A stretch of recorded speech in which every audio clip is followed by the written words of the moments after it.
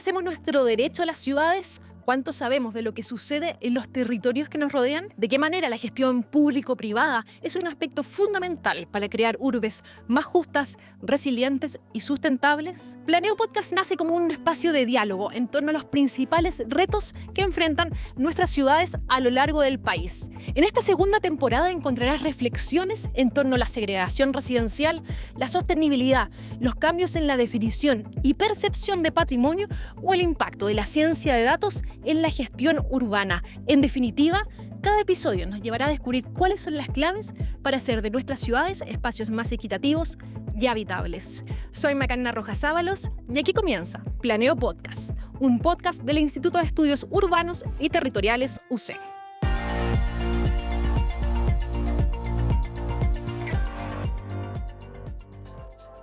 Los grupos privilegiados en Chile han sido históricamente determinantes en la construcción de las ciudades, gracias a su influencia en la economía nacional y su favorable acceso a la educación, la salud y la cultura. Desde que comenzó la migración campo-ciudad, las élites chilenas han estado en una constante búsqueda de un lugar para vivir. Primero, intentaron construir una ciudad-jardín en Providencia y Las Condes. Luego, se trasladaron a sectores más altos, como Locurro o San Carlos de Apoquindo. Desde los años 90, el desarrollo urbano se ha extendido a la Dehesa y Chicureo, cada vez más lejos del centro de la capital. Esta persecución de un sector higiénico y libre de los males de la ciudad lleva a que estemos construyendo una capital sin sentido de pertenencia para sus habitantes. El actual modelo de financiamiento municipal implica que gran parte de los ingresos comunales provienen de las contribuciones. La falta de integración social hace que algunos municipios cuenten con presupuestos inflados, mientras que otros dependen casi por completo del Fondo Común Municipal y de asignaciones estatales. Según un estudio de la Corporación Ciudades, esta desigualdad territorial provoca que las mayores inversiones se realicen en sectores que menos lo necesitan. El centro de Santiago, que por su potencial urbano, comercial y cultural podría ser un punto de encuentro para todos los niveles socioeconómicos, está en decadencia. El aislamiento se ha vuelto una tendencia y aunque ha habido intentos de fomentar la integración social en comunas acomodadas como Las Condes, la segregación sigue siendo cada vez más común. Entonces, ¿qué tan efectiva es la política de integración social? ¿Y cómo podemos generar encuentros en una ciudad tan segregada como Santiago? Estas son las dos principales inquietudes que recogimos a través de nuestra encuesta en Instagram. Hablemos de esto en un nuevo capítulo de Planeo Podcast.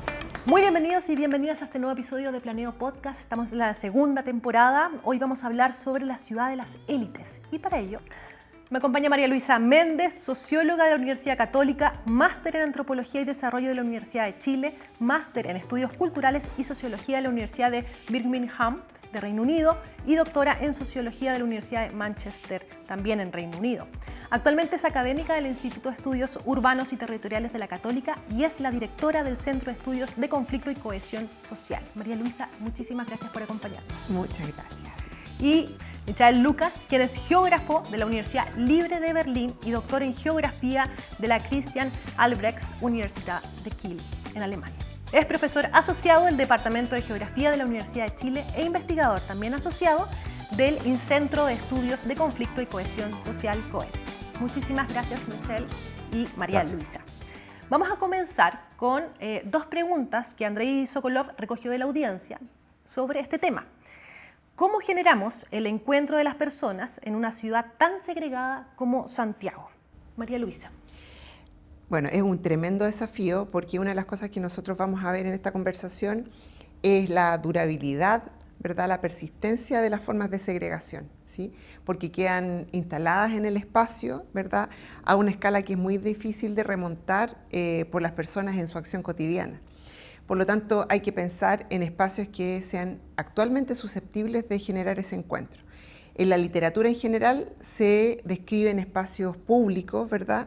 Espacios que tengan un carácter cívico también, por ejemplo, los centros cívicos de las ciudades, pero también lugares de encuentro que tienen que ver con el consumo, ¿sí? Ahí hay toda una discusión respecto de ello, cuán privados son, cuán públicos, ¿verdad?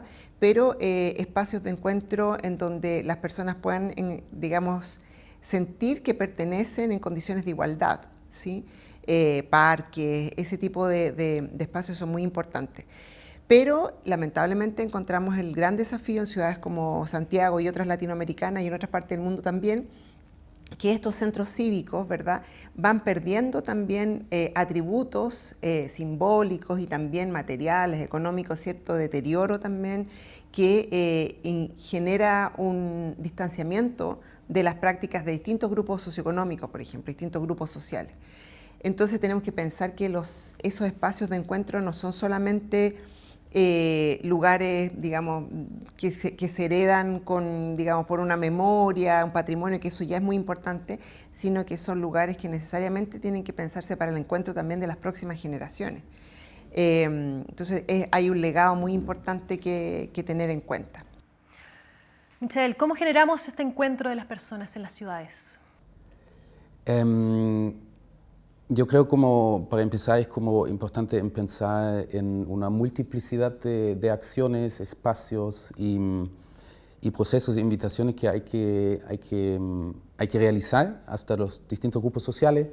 Eso va desde como el espacio público, incluso como algo tan tal vez cotidiano como festivales, como ciclo recreovía, como abrir parques, y llenar como este espacio público, llenar estos parques, llenar estas calles con vida y con actividad y con algo festivo también. Creo como eso es siempre positivo. Por el otro lado, como existe una serie de tal vez como herramientas más arquitectónicas, como políticas para la integración social, y por supuesto también tiene que ver con, digamos, invitar a la gente como a participar, es decir, es como algo como casi como un sentido común hablar como de la necesidad de más participación en la producción de la ciudad, pero al final es como la clave, como, digamos, como crear espacios, como no solamente, digamos, de compartir en el espacio físico a modo cotidiano, sino también como crear espacios políticos y tal vez como crear espacios de debate. Entonces, en ese sentido también este podcast o muchos otros que están como emergiendo es muy clave en ese sentido, como tengo la impresión que se necesita renovar también el grupo de personas, profesionales, identidades que como se considera como voces importantes, ¿no? Eso diría. Sí, es una problemática de ahora y de las futuras generaciones, como tú decías, María Luisa. Otra pregunta de la ciudadanía es ¿qué tan positivos o qué tan factibles también son esos proyectos de integración social, como por ejemplo el que se está viviendo actualmente en la comuna de Las Condes? Michael. Sí, en relación a lo anterior, como yo creo como todos los proyectos, casi todos los proyectos, no todos los proyectos por igual, pero todos los proyectos sí tienen como de cierta forma son bienvenidas, como es un proceso de prueba y error. Algunas propuestas funcionan mejor que otras, pero ir como innovando, digamos, en proyectos urbanísticos de integración social es clave. Y también en ese sentido, como la particularidad, digamos, como de este proyecto, me parece que es que, de cierta forma, tendría el potencial de revertir una política que nació en la dictadura, que era como expulsar, ¿no?, como las clases populares, como del cono de alta renta. Entonces, cualquier proyecto que busca como apuntar a revertirlo, a crear acceso, digamos, de distintos segmentos sociales a todos estos servicios que ofrecen estas comunas del cono de alta renta, como en sí es importante.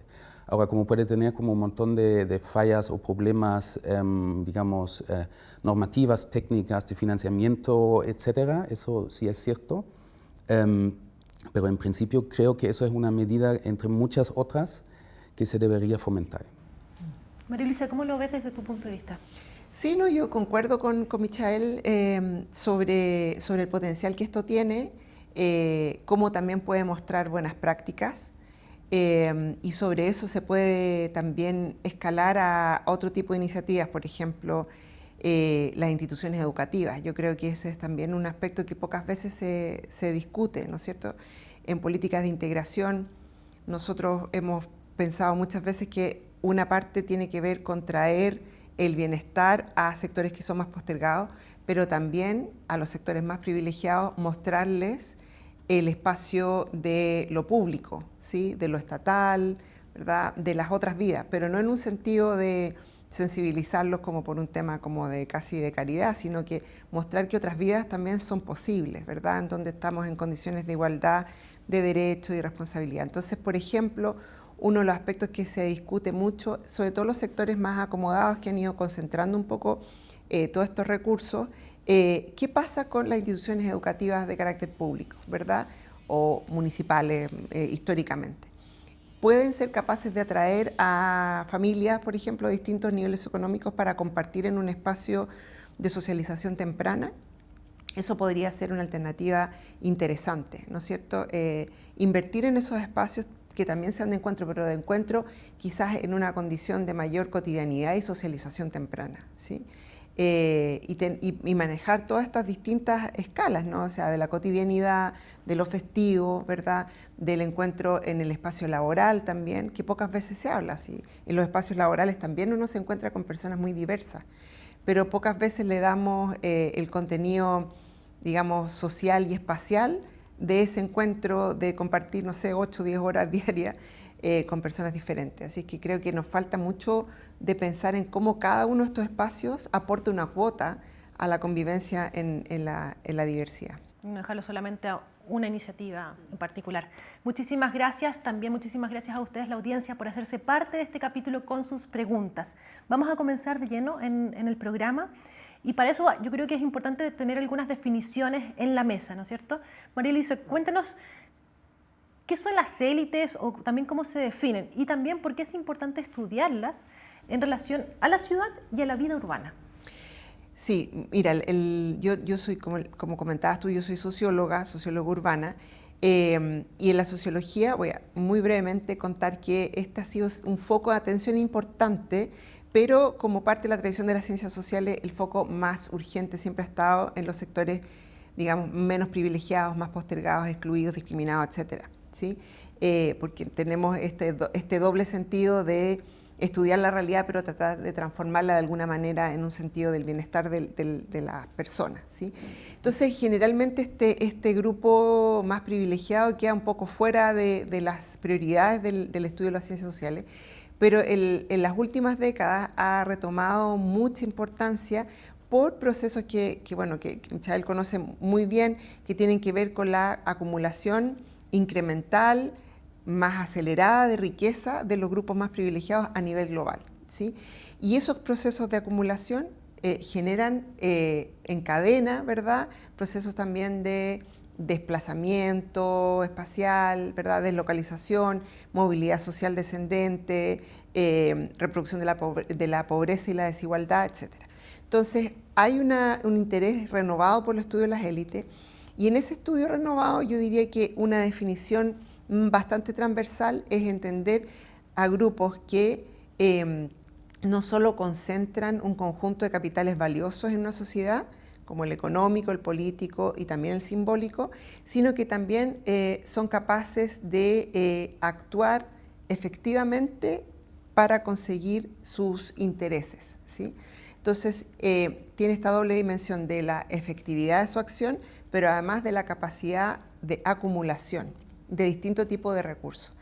Y eso se ha ido acelerando en el tiempo. Es cosa también de ver qué pasa con las élites, no solo económicas, sino que también políticas.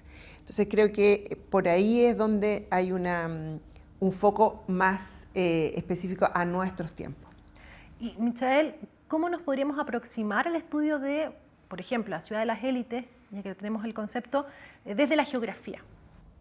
Sí, bueno, en la geografía también ha habido como distintos momentos, podríamos decir, de estudiar como las élites, a veces de forma más explícita, a veces de una forma como más implícita, un foco como muy tradicional, que se cruza también con la sociología urbana, es estudiar la segregación residencial, la autosegregación de las élites, de distintos grupos sociales, ¿cierto? Y los efectos, digamos, que causa en relación a la integración social, por ejemplo, etc. por ejemplo, en el caso chileno también ha ido transitando esta investigación sobre la segregación residencial hacia estudiar la fragmentación socioespacial, como tomando en cuenta que como las élites viven cada vez más cerca, digamos, de sectores populares, a través de la instalación de barrios cerrados, de condominios, etcétera, a través como de nuevas tecnologías como urbanísticas financieras y de movilidad, ha sido posible, digamos, como esta periurbanización, podríamos decir, como de las élites también, donde entonces como hay una yuxtaposición, como mucho más un mosaico social, ¿no? Como, y donde como se tienen que dirigir una serie de fronteras materiales, simbólicas, etcétera, para convivir como, digamos, una zona geográfica, pero mantener la separación sobre todo.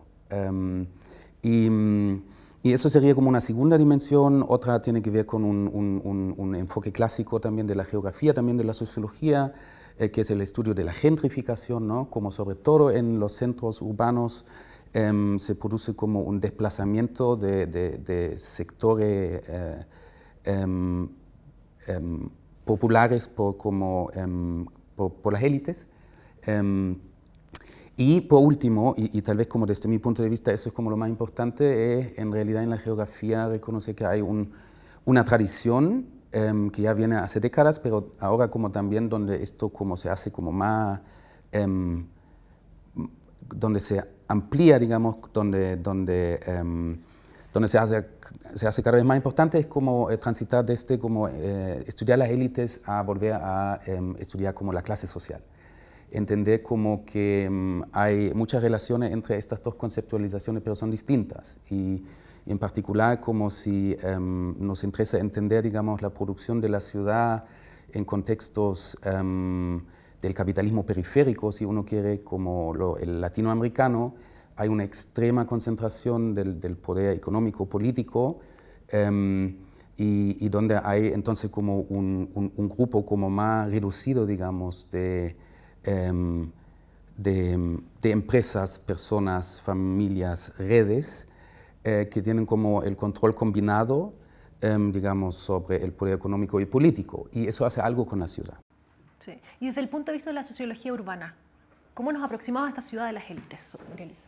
A ver, yo creo que es muy importante entender que hay una larga discusión sobre cómo las élites producen la ciudad. ¿Sí? Aquí, por ejemplo, en el Instituto de Estudios Urbanos está el trabajo de la profesora Macarena Ibarra, que muestra cómo tempranamente la ciudad colonial, por el interés de la élite de incluso un tema de salud, ¿verdad? Salud pública, se va desplazando, va evitando lugares, etc.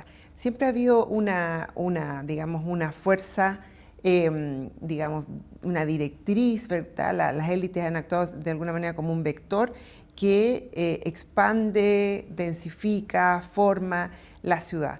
Pero quizás un poco siguiendo un poco la línea de lo que dice Michael, en la sociología lo que nos interesa, fundamentalmente la sociología urbana, en qué sentido esa forma de configurar unos centros de atracción de recursos, tanto materiales como simbólicos, también desprovee, quizás quita, reduce la posibilidad de acceder a esos recursos, pero también al encuentro. Entonces, conectando con lo que decíamos originalmente, a mí me parece que es muy clave desde la sociología entender cómo está bien, son, digamos, formas de generar una cierta pertenencia, pero se genera a partir de atracción de muchos recursos, instituciones, infraestructura, atributos simbólicos, precio del suelo, en fin, pero al mismo tiempo esto es relacional porque le deja desprovisto otros lugares o en una situación de menor acceso, ¿verdad? Y al mismo tiempo compite por la centralidad con estos centros cívicos más tradicionales que de alguna manera habilitaban a un encuentro más igualitario, más ciudadano, ¿no? Que no estaba tan mediado por la pertenencia cruzada por el mercado, generalmente, en este caso, económica. Sí. Nos queda poquísimo tiempo, pero no quiero dejar de preguntarte, Michael en particular, ¿Cómo se cruza la producción de la ciudad de las élites, ya que este es un tema que trabajas, con otros desafíos como, por ejemplo, la escasez hídrica, el desplazamiento de la población o también la concentración misma de la riqueza? Sí, yo creo como eso es la clave, ¿no? Como la ciudad de las élites es como una ciudad que sirve sobre todo como a las élites y a la concentración y acumulación como de más riqueza, podríamos decir, que aumenta un poco también como el poder de seguir, digamos, conduciendo, ¿no? Como el desarrollo urbano como hacia sus necesidades o intereses de acumulación, sobre todo. Y eso vemos de una forma muy clara acá en Chile. Hay varios proyectos gigantescos que solamente se explican, por ejemplo, la expansión hacia la zona de Chicureo, el nuevo Barrio Alto, como se explica solamente a través de la acción coordinada, como digamos, entre actores, grupos económicos que tienen acceso al crédito, que controlan el capital financiero y productivo, y también tienen, digamos, como una vinculación importante, digamos, con la producción de conocimiento urbanístico. Y eso es como lo que hace también eso un proyecto de clase, si uno quiere, más que de un proyecto de élites. Y esto se relaciona de muchas formas con, por ejemplo, la escasez hídrica, con temas medioambientales múltiples, porque como cualquier proceso de urbanización es como un proceso metabólico, como lo llamamos metabolismo urbano en la geografía, ¿no? Porque incluye cualquier como proceso urbano o el crecimiento urbano, requiere, digamos, la metabolización, digamos, de recursos naturales, de agua, de aire, como de energía, etc. Y eso no es como neutro, como sino desigual, podríamos decir, donde, por ejemplo, se producen estos paisajes, territorios financiarizados, con lagunas artificiales, con canchas de golf, etc., en una zona de escasez hídrica, en una zona como semiárida, que en el fondo como es una brutalidad. Y el tema es que eso como se sigue, digamos, como justificando de cierta forma en clave de sustentabilidad o de resiliencia o con algunos principios urbanísticos que se distan bastante, digamos, como de la realidad, ¿no? Y podríamos mencionar otros temas para no quedarnos en Santiago tampoco y la metrópolis, sino como y a regiones, como donde existe mucho más el tema, digamos, de las ciudades que son centros de la actividad extractivista, ¿no? Y donde Antofagasta el día de hoy como sigue siendo una de las ciudades más contaminadas del mundo con algunos metales, ¿no? Y eso, de cierta forma, también es un resultado directo de una producción de ciudad por parte de las élites o, si se quiere, de la clase dominante, que tiene poco contrapeso. Y entonces, bueno, podríamos mencionar otros ejemplos, la producción de desastres, sí, el socavón en Concón, y otros ejemplos que se relacionan como directamente, digamos, con... de urbanización en lugares que quizás no debiesen... Exacto. Sí, y entonces una urbanización que responde como a lógicas más bien de renta de suelo, de rentabilidad, de valor de cambio, ¿no? Y intereses como del capital financiero, mucho más que a un desarrollo urbano, urbanístico, una urbanización como planificada y más armoniosa, digamos, con el territorio en que se inserta. Absolutamente. Se nos acabó el tiempo, solamente pudimos dar unas pinceladas del tema de cada uno. Yo creo que esto da para muchísimo. Es un tema muy interesante que, como decía María Luisa al inicio, nunca se aborda de las élites. Así que les quiero dar las gracias por acompañarme, María Luisa Méndez, Michael Lucas. Gracias a ti. Y a ustedes que han invitados, como siempre, a seguir todos los episodios de esta segunda temporada de Planeo Podcast.